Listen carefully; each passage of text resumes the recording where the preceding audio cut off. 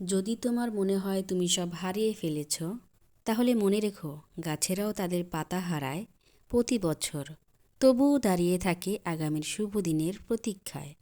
Hello everyone, welcome back to my new another blog ভিডিওতে আপনাদের সবাইকে স্বাগতম। আই হোপ আপনারা সবাই ভালো আছেন।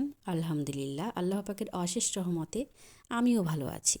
এই তো চলে আসলাম আপনাদের মাঝে আরও একটি নতুন নিউ অ্যানাদার ব্লগ ভিডিও নিয়ে। তো ভিডিওর মাঝেই কিন্তু শুরুতেই দেখা যাচ্ছে কিছু শপিং রিলেটেড ভিডিও আমি নিয়ে আসছি আপনাদের মাঝে। আসলে কিন্তু কেনাকাটা কিন্তু খুব কম একটা হয় না। যখন ইচ্ছে হয় যে হ্যাঁ কিছু কিনবো, তখনই কিন্তু আমার শপিংয়ের উদ্দেশ্যে যাওয়া হয়। আর কিছু কিছু টিপস আমি আপনাদের সাথে শেয়ার করব বলে কিছু জিনিস আমি ফুটেজ করে রাখি। আর যেহেতু শপিংয়ে গিয়েছি, তাই কিন্তু একটু ছোটোখাটো করে একটু ভিডিও করে ফেললাম যে আপনাদের সাথে শেয়ার করব বলে। তো ঘরে কিন্তু সংসারের প্রয়োজনীয় জিনিস আমাদের অনেকই লেগে থাকে, কিন্তু সব কিছু তো একত্রে কেনা সম্ভব হয় না। তো যখনই চেষ্টা করি যে কিছু কিছু করে কিনে আর কি রাখার জন্য। তো যাই হোক, আমরা কিন্তু ফাইনালি চলে আসলাম। তো এখান থেকে কিন্তু অনেক কিছুই দেখতেছিলাম যে কাপড় ধোয়ার জন্য আর কি যে ক্লিপগুলো আমরা ব্যবহার করে থাকি, ওগুলোর মধ্যে কিন্তু অনেকটা ভালো ভালো মানের আছে। তারপর হচ্ছে কিছুগুলো ভেঙে যায়, তো উন্নত মানের যত জিনিসটা ভালো হবে ততই তো ভালো হবে। ইউজ করেও কিন্তু অনেকটা দিন আমরা লাস্টিং করতে পারবো, সেজন্যই কিন্তু ভালোটা কেনা। তো নর্মালি যেগুলো পাওয়া যায় যে ভ্যানে করে নিয়ে আসে কিংবা দোকানে শপিংয়ে, তো সবসময় কিন্তু বেস্ট যে কোয়ালিটিগুলো ওগুলো যদি ইউজ করা যায় তাহলে দেখা যাবে লং লাস্টিং করে। সেজন্যই কিন্তু একটু ভালো করে শপিং করা। আর দেখা হচ্ছে যে আমি একটু ভালো করে দেখে শুনে নিতেছি যাতে অনেক দিন লং লাস্টিং করে, সেজন্যই। তো যাই হোক, এখানে কিন্তু অনেকগুলো ভালো ভালো চায়ের ডেকোরেশন করা কাপ, পিরিচ এগুলো আছে। তো আমরা কিন্তু ঘুরে ঘুরে দেখতেছিলাম, পাশে অনেকেই ছিল, তারাও নিবে। তো কিছু কিছু অংশ। আর এটা হচ্ছে আপনার পাকিস্তান কবরস্থান, এটা কিন্তু কুমিল্লা ক্যান্টনমেন্টের অপর সাইডেই আছে, অপোজিটে রাস্তার। তো সেখান দিয়ে কিন্তু আমরা যেতেছিলাম। তো আস্তে আস্তে কিন্তু আমরা সব কিছুই আর কি দেখলাম, আর আপনাদের সাথে শেয়ার করব বলেই কিছু কিন্তু এখান থেকে আমি ফুটেজ করে রেখেছিলাম। তো ফার্নিচারগুলো খুবই, কালেকশনগুলো খুবই ভালো। এখানে বেস্ট ভালো উন্নত মানের ফার্নিচারই পাওয়া যায়। তো আমরা কিন্তু কাঠের যে অরিজিনাল ফার্নিচারটা ওটা কিন্তু নিব না এখান থেকে। পার্টেক্সের মধ্যেও কিন্তু অনেকটা আর কি উন্নত এবং গুণগত মানসম্পন্ন ভালো কোয়ালিটির পণ্য কিন্তু এখানে পাওয়া যায়। তো ফার্নিচারগুলো কিন্তু ভালোই ছিল। তারপর হচ্ছে আপনার এখানে যে টি টেবিলের যে কালেকশনগুলো, এখন কিন্তু নিউ মডেলের যে টি টেবিলগুলো বের হয়েছে ওগুলো কিন্তু বেশ ভালো।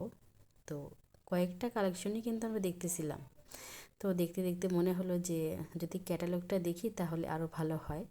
তো এই যে দোকানের যে ভাইয়াটা, সে কিন্তু এক এক করে টি টেবিলের যে কোয়ালিটিগুলো ছিল আর কি, যে কোনটা ভালো হবে। এখানে কিন্তু সোফার কালেকশনও ছিল। তো উনি কিন্তু খুঁজে খুঁজে বের করতেছে টি টেবিলের কালেকশনের ক্যাটালগগুলো। তো এক এক করে কিন্তু দেখতেছিল।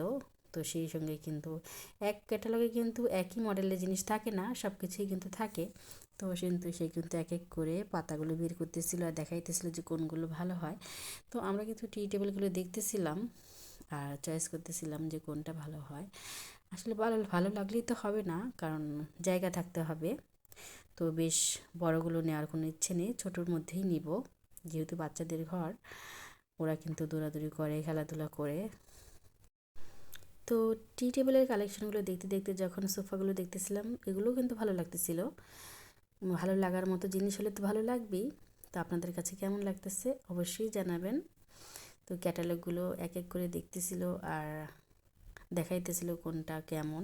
তো আমাদের যেহেতু অলরেডি সোফা সেট আছে, তো আমাদের কিন্তু সোফা সেট আর আলাদা করে কোনো দরকার নেই, আমরা শুধু টি টেবিলটাই চয়েস করতেছিলাম। তো এখানে কিন্তু কয়েক মডেলের টি টেবিল ছিল, হুইল চেয়ার ছিল, কয়েক ধরনের বসার, হেলান দিয়ে বসার কয়েক ধরনের মডেলের আর কি ক্যাটালগের মধ্যে এক এক করে সব ছিল। তো সেটাই কিন্তু দেখাচ্ছিল। তো আমরা কিন্তু এই দোকানে অনেকটা দেখলাম, দেখার পর আমাদের মনে হচ্ছিল না যে এখান থেকে কিছু নেওয়া যায়। তো যাই হোক, ভাইয়াটা বললো যে আমাদের শোরুমের কয়েকটা দোকান আছে, চলেন ওগুলো তো নিয়ে ঘুরে দেখাই নিয়ে আসি আর কি। সেজন্যই কিন্তু আমাদের আবার অন্য দোকানে যাওয়া। তারপর হচ্ছে এখান থেকেও কিন্তু অনেকগুলো কালেকশন আমরা দেখতেছিলাম। তো ভাইটা কিন্তু বলতেছিল যে কোনটা কোন কাঠের কেমন গুণগত মান, কেমন টেকসই, কেমন লং লাস্টিং করবে। তো সেই কথাগুলো কিন্তু বলতেছিল। তো আমরা তো আর এইসব সম্বন্ধে কোনো ধারণা নাই, আর এতটা অভিজ্ঞতা নাই। আর তারা যেহেতু কাঠের দোকানে যেহেতু জব করে, তাদের তো অবশ্যই অভিজ্ঞতা থাকবে কোন কাঠ ভালো, কোন ফার্নিচারে কেমন লং লাস্টিং করবে, এই আর কি কথা। তো এক এক করে কিন্তু সব দেখাচ্ছিল। তো আমার মেয়ে বললো, আমু চলো, বাবা দেখতে দেখতে আমরা একটু হেঁটে হেঁটে দেখি, ঘুরে ঘুরে দেখি।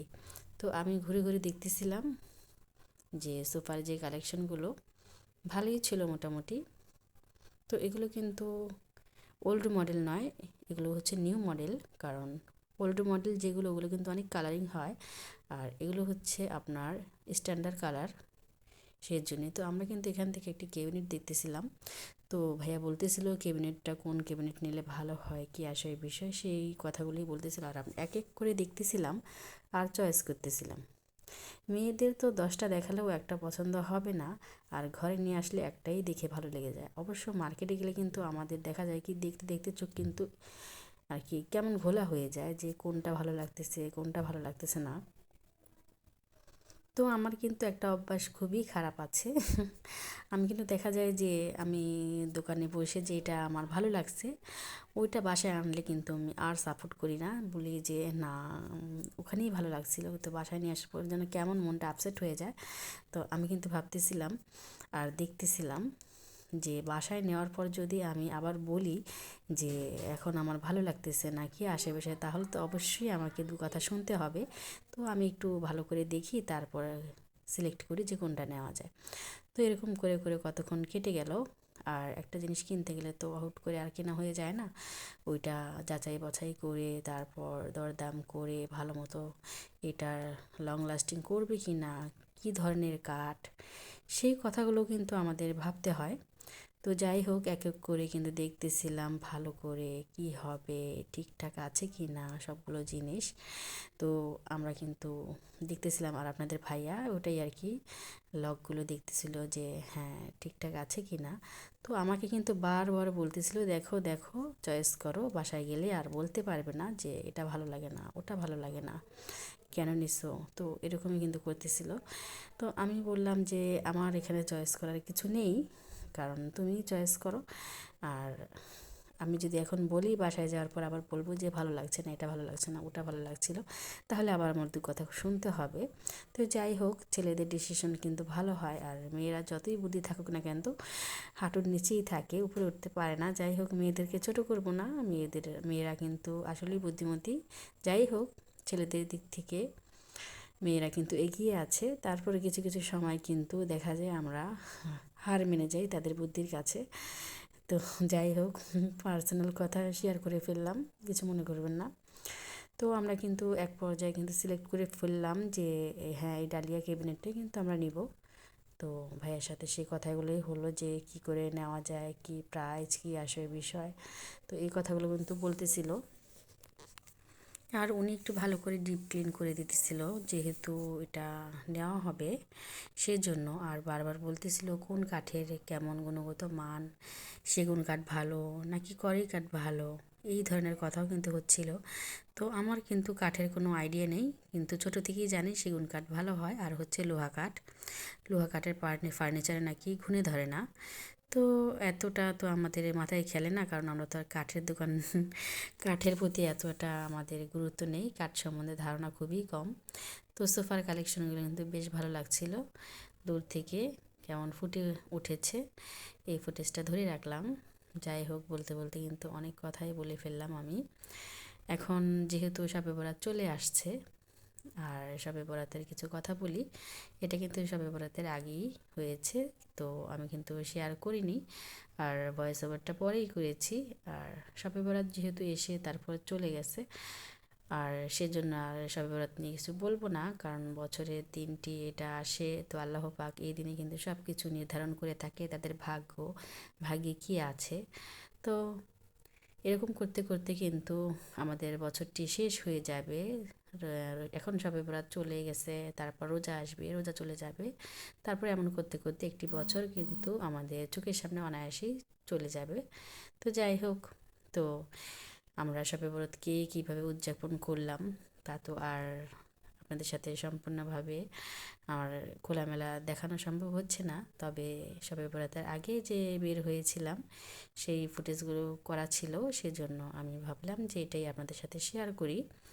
আর শবে বরাত উপলক্ষে কিন্তু আমি কিছু হালুয়া রেসিপিগুলো তৈরি করেছিলাম, সেগুলো কিন্তু আমি কোনো রকম আর কি ফ্যামিলিতে 4জন মেম্বার কোনো রকম খাওয়ার জন্য কিন্তু আমি রেডি করে নিয়েছিলাম। তো যাই হোক, এরকম এক পর্যায়ে কিন্তু আমি ভিডিওর শেষ পর্যায়ে চলে এসেছি।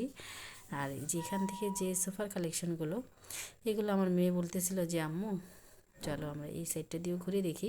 কি বলবো, এটা অনেক বড় একটা শপিং মল ছিল, আর শোরুমটা কিন্তু বেশ বড় ছিল, ঘুরে দেখলেও শেষ হবে না। তো এতটা সময় কিন্তু ছিল না, আমরা তো এক সাইডেই ছিলাম, অন্য সাইডে আর যাওয়া হয়নি।